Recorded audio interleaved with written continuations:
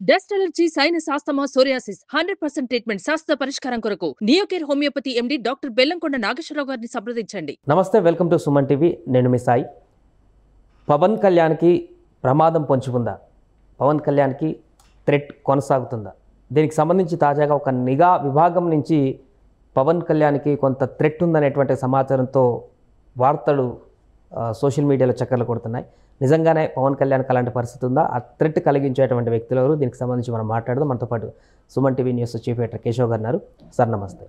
So నిజంగానే పవన్ కళ్యాణ్కి ఎవరితోనైనా థ్రెట్ ఉందా? ఒక సోషల్ మీడియాలో నిఘా విభాగం నుంచి ఆయనకు కొంత సమాచారం ఇచ్చినట్టుగా ఒక వార్త సర్క్యులేట్ అవుతుంది. సో అది నిజమే అంటారా? నిజంగానే థ్రెట్ ఉందా?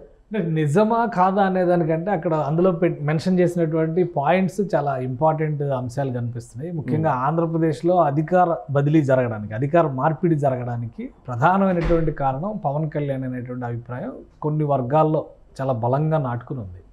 సో దాన్ని దృష్టిలో పెట్టుకునే ఇప్పుడు సోషల్ మీడియాలో వస్తున్నటువంటి పోస్టుల్లో చాలా వాటిలో పవన్ కళ్యాణ్ పూర్తిగా వ్యక్తిగతంగా ఆయన కుటుంబాన్ని కూడా టార్గెట్ చేస్తూ విపరీతమైనటువంటి ట్రోలింగ్స్ జరగడం మనం చూసాం. లాస్ట్ 40 రోజుల్లో ఆయన పూర్తిగా అధికార కార్యకలాపాల్లో నిమగ్నం అయ్యారు, పార్టీ వ్యవహారాల్లో ఉన్నారు. అసలు ఒక సినిమా నటుడు రాజకీయంగా పదవి వస్తే, అధికారంలోకి వస్తే ఇలా ప్రవర్తిస్తారా అని ఎవరు ఊహించలేనంత స్థాయిలో ఆయన ప్రతి డిపార్ట్మెంట్లో అణువు ఆయన పరిశీలించి ముందుకెళ్ళేటువంటి ప్రయత్నం చేశాడు. సో ఇవన్నీ ఏంటంటే పవన్ కళ్యాణ్ ఇమేజ్ని కొంత పెంచినాయి, ప్రజల్లో పెంచినాయి, మీడియా పరంగా పెరిగింది. అలానే చాలామంది పవన్ కళ్యాణ్ని అంటే ఈ ప్రభుత్వం రావడం వలన మంచి జరగబోతుంది అనేటువంటి ఒక భరోసాని, నమ్మకాన్ని కల్పించడంలో పవన్ కళ్యాణ్ కూడా కీలకమైనటువంటి పాత్ర పోషించారు.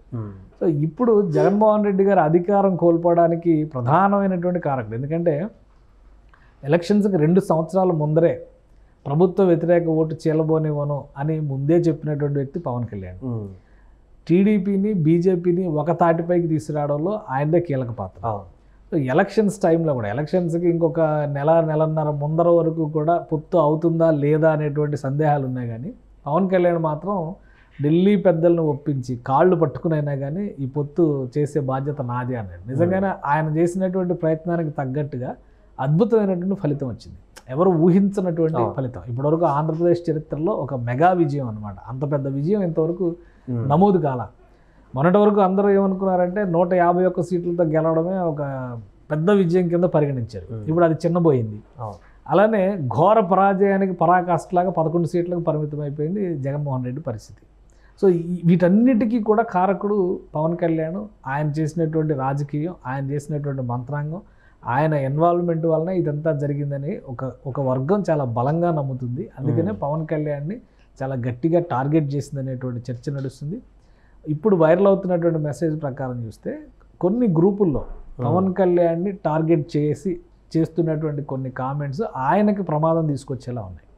అంటే పార్టీ పరంగానే కాకుండా, అంటే ఇక్కడ రాష్ట్ర వ్యాప్తంగానే కాకుండా అంతర్జాతీయ స్థాయిలో కొన్ని మత సంఘాలకు సంబంధించి కూడా థ్రెట్ ఉందనేటువంటి విషయాన్ని మెన్షన్ చేసి కనబడుతుంది దాంట్లో. అంటే మోడీకి మీరు ఒక ఏడాదిన్నర క్రితం చూస్తే కనుక, ఒక ఏడాదిన్నర క్రితం జరిగినటువంటి చర్చలు, పవన్ కళ్యాణ్ ఇంటి దగ్గర రెక్కీ జరిగిందని, హైదరాబాద్లో ఉన్నటువంటి ఇంటి దగ్గర, అలానే ఒక అంతర్జాతీయ ముఠాకి సుపారీ మాట్లాడారని, సో అవి కూడా ఒక ఇంటెలిజెన్స్ విభాగం నుంచి వచ్చినటువంటి సమాచారం అని, ఇవన్నీ జరిగినాయి చర్చలు. అంటే ఎలక్షన్స్ కంటే ముందర పవన్ కళ్యాణ్ ఎప్పుడైతే ఈ 3 పార్టీలని కలిపి కూటమిగా ముందుకు తీసుకెళ్తాననే ప్రకటన చేశారో అది జరిగిన తర్వాత కొద్ది కాలంలో సో కొన్ని అనుమానాస్పద వెహికల్స్ రావడం, పవన్ కళ్యాణ్ వారాహి యాత్ర చేసేటువంటి సందర్భంలో కానీ, అలానే పవన్ కళ్యాణ్ కౌలు రైతు భరోసాలో పాల్గొనడానికి కడప జిల్లాలో అనుకుంటా, బహుశా ఆయన పర్యటనలో ఉన్నప్పుడు బ్రహ్మసాగరం దగ్గర అనుకుంటా ఆయన కాన్వాయ్లోకి ఒక గుర్తు తెలియని వెహికల్ వచ్చింది. అప్పుడు కూడా పోలీసులు దాన్ని నిలువరించారు, దానిపైన కూడా ఎంక్వైరీ చేశారు. సో ఇట్లాంటి అనూహ్యమైనటువంటి పరిణామాలు గతంలో కూడా జరిగినాయి. సో వాటిని దృష్టిలో పెట్టుకొని చూసినప్పుడు బహుశా పవన్ కళ్యాణ్కి ఆయన వెనుక ఒక రెక్కీ చేస్తున్నటువంటి కొంతమంది వ్యక్తులు తిరుగుతున్నారు, సంచరిస్తున్నారు అనేటువంటి హెచ్చరికలు అప్పుడు కూడా వచ్చినాయి. ఆ తర్వాత ఆయన అప్రమత్తం అయ్యారు. వారాహి యాత్రకు వచ్చినప్పుడు ఆయన సెక్యూరిటీని కూడా, పర్సనల్ సెక్యూరిటీని కూడా పెంచుకున్నారు. ఇవన్నీ కూడా మనం చూసాం. ఇంకొకటి, ఎలక్షన్ ప్రచారంలో కూడా ఆయన మొదటిసారి పిఠాపురంలో పర్యటించినప్పుడు ఆయన చేతులకి గాయాలైనటువంటి పరిస్థితి కూడా చూసాం. పట్టుకున్నప్పుడు గోల్డ్ గుచ్చుకోవడం, ఇంటెన్షనల్గా చేస్తున్నారా, అభిమానంతో చేస్తున్నారా తెలియని పరిస్థితుల్లో జరుగుతున్నటువంటి కొన్ని పరిణామాలు కూడా కొంత ఆందోళన కలిగించినాయి. సో ఇటువంటి వాతావరణం ఉంది కాబట్టి ఇప్పుడు గెలుపు తర్వాత అసలు ఓటమికి ముఖ్యమైన పరాభవానికి కారకుడు పవన్ కళ్యాణ్ అనేటువంటి అభిప్రాయం ఉండటం వల్ల చాలామంది కొన్ని గ్రూప్స్లో ఇలాంటివి డిస్కస్ చేస్తున్నారు. పవన్ కళ్యాణ్ని ఆయన ఏదో ఇబ్బంది పెట్టాలి, ఆయన ఏదో తప్పించాలి, ఆయన లేకుండా చేయాలనేటువంటి చర్చలు కూడా జరుగుతున్నట్టుగా అవి కొన్ని ఇంటెలిజెన్స్ గ్రూప్స్ ట్రేస్ చేసినాయి. సో దీనిపైన అప్రమత్తంగా ఉండాల్సినటువంటి అవసరం ఉంది అనేటువంటి ఒక హెచ్చరికని పవన్ కళ్యాణ్కి చేసినాయి. పార్టీ యంత్రాంగం పరంగా కూడా ఇప్పుడు ఆయన deputy chief minister, Y category, వై+ కేటగిరీ సెక్యూరిటీ ఆయనకి ఇచ్చినటువంటి పరిస్థితి ఉంది. బుల్లెట్ ప్రూఫ్ వెహికల్లోనే ఆయన తిరుగుతున్నారు. కానీ రేపు ఆయన వ్యక్తిగతమైనటువంటి పనుల మీద వెళ్ళినా కానీ రేపు సినిమా షూటింగ్స్ గురించి కూడా మాట్లాడుతున్నారు. కొద్దిగా ఇదంతా స్టెబిలైజ్ అయిన తర్వాత కంప్లీట్ అవ్వాల్సిన సినిమాలు ఉన్నాయి, అవి పూర్తి చేస్తాననేటువంటి ఒక మాట కూడా ఇచ్చారు. సో ఎక్కడికి వెళ్ళినా ఆయన ఎలా వెంటాడతారో నీడలాగా ఆయన్ని పట్టుకోవాలని ప్రయత్నిస్తున్నటువంటి శక్తులు ఎలా అయినా కానీ ప్రయత్నాలు చేయొచ్చు. సో వాటిని దృష్టిలో పెట్టుకొని బహుశా ఈ హెచ్చరికలు వచ్చి ఉండవచ్చు. బహుశా అందుకనే జనసేన కార్యకర్తలు కానీ జనసేన పార్టీ నాయకత్వం కానీ ఈ విషయంలో మరింత అప్రమత్తం అయ్యేటువంటి అవకాశం ఉండవచ్చు అని అనిపిస్తుంది. అధికారికంగా ఇంకా జనసేన పార్టీ కూడా రియాక్ట్ కావాలి. కాబట్టి వాస్తవం ఏంటనేది చూడాలి. బట్ వైరల్ అవుతున్నటువంటి సమాచారాన్ని బట్టి చూస్తే కనుక కొంచెం నమ్మటానికి దగ్గరగా ఉన్నటువంటి అంశం. ఈ జరిగినటువంటి 2 నెలల నుంచి జరుగుతున్న ఇప్పుడు ఎలక్షన్స్ అయిపోయిన తర్వాత ఈవెన్ పోలింగ్ అయిపోయిన వెంటనే స్టార్ట్ అయినటువంటి ఇన్సిడెంట్స్ని చూడండి. గతంలో మావోయిస్టు సంబంధించినటువంటి కొన్ని వాళ్ళు కూడా బీజేపీతో పొత్తు సందర్భంలో పవన్ కళ్యాణ్ వ్యతిరేకించినటువంటి పరిస్థితి కూడా ఉంది. సో ఆ దృష్టిలో పెట్టుకొని కూడా ఇంటెలిజెన్స్ ఇప్పుడు ఇస్తున్నటువంటి సమాచారాన్ని కొంత నమ్మేటువంటి అవకాశం ఉంది. మావోయిస్టు లేఖనే కొంచెం సీరియస్గానే మనం చూడాల్సి ఉంటుంది. ఎందుకంటే అది అనూహ్యంగా పవన్ కళ్యాణ్ రిఫర్ చేస్తూ రాశారు. ఆ లేఖలో క్లియర్గా పేర్కొన్నారు కూడా, జనసేన పార్టీ అంటే ప్రజల కోసం మాట్లాడినటువంటి సిద్ధాంతాలను వదిలేసి మతవాద బీజేపీతో కలవడం పైన అభ్యంతరాలు చెప్తూ కామెంట్స్ చేశారు. నిన్న మొన్న Jaggareddy Congress party leader, Telangana Congress party leader, ఆయన కూడా కామెంట్ చేశాడు. చిరంజీవి మీద కూడా చేసినారు ఆయన. చిరంజీవిని ఈయనని ఇద్దరిని రిఫర్ చేస్తూ మీరు రైతుల కోసం నిలబడేటువంటి వ్యక్తులు అని చెప్పారు కదా, మరి బీజేపీ రైతు చట్టాల విషయంలో ఎందుకు మీరు స్పందించలేదు? ఇప్పుడు కూడా బీజేపీ వ్యవహరిస్తున్నటువంటి విధానాలపైన మీరు ఎందుకు వ్యతిరేకించడం లేదని ఒక ప్రశ్న లేవనెత్తారు. సో సహజంగా ఎవరి ఐడియాలజీకి తగ్గట్టుగా, ఎవరి సిద్ధాంతాలకు తగ్గట్టుగా వాళ్ళు రాజకీయాలని, రాజకీయ మార్గాలను ఎంచుకుంటారు. పవన్ కళ్యాణ్ లెఫ్ట్ పార్టీస్తో కలిసి వెళ్ళినప్పుడు ఎవరో ప్రశ్నించలేదుగా.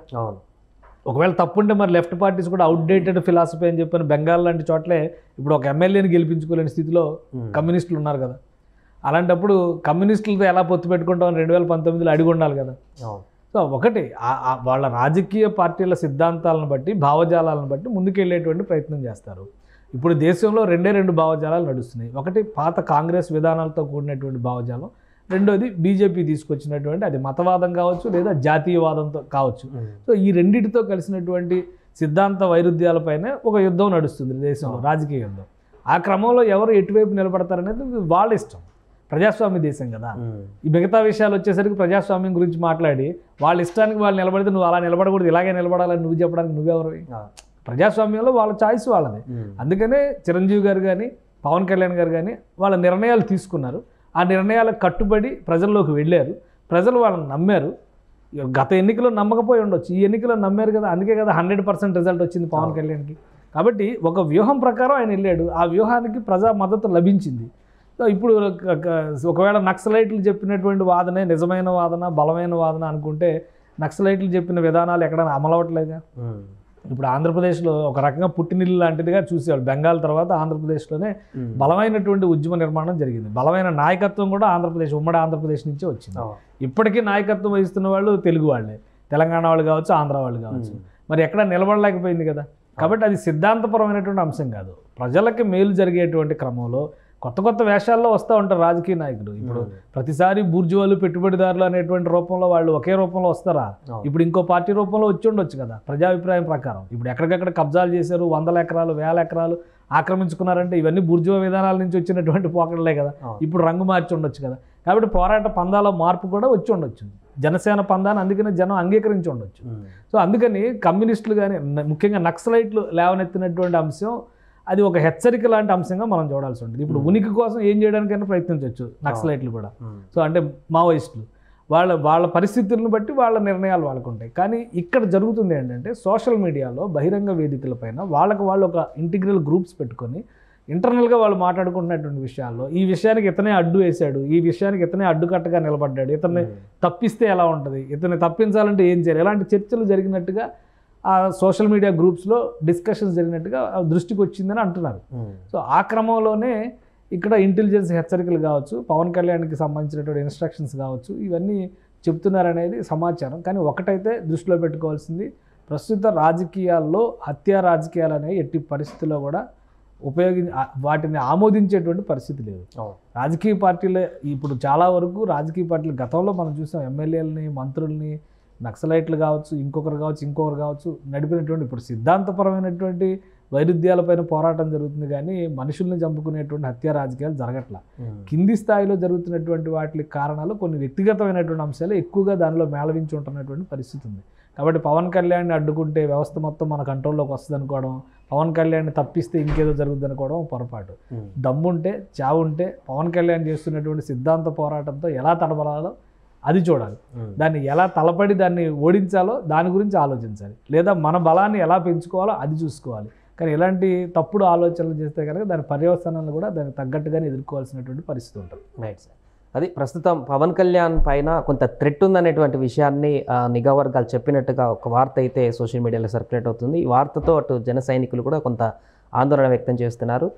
అటు జనసేన పార్టీ కూడా దీనికి ఇంకా అధికారికంగా స్పందించినప్పటికీ కూడా పవన్ కళ్యాణ్కి మరింత భద్రత పెంచేటువంటి అవకాశం కనిపిస్తోంది. సుమన్ టీవీలో మీ పర్సనల్ అండ్ బిజినెస్ ప్రమోషన్స్ కోసం కింది నెంబర్కి కాంటాక్ట్ చేయండి.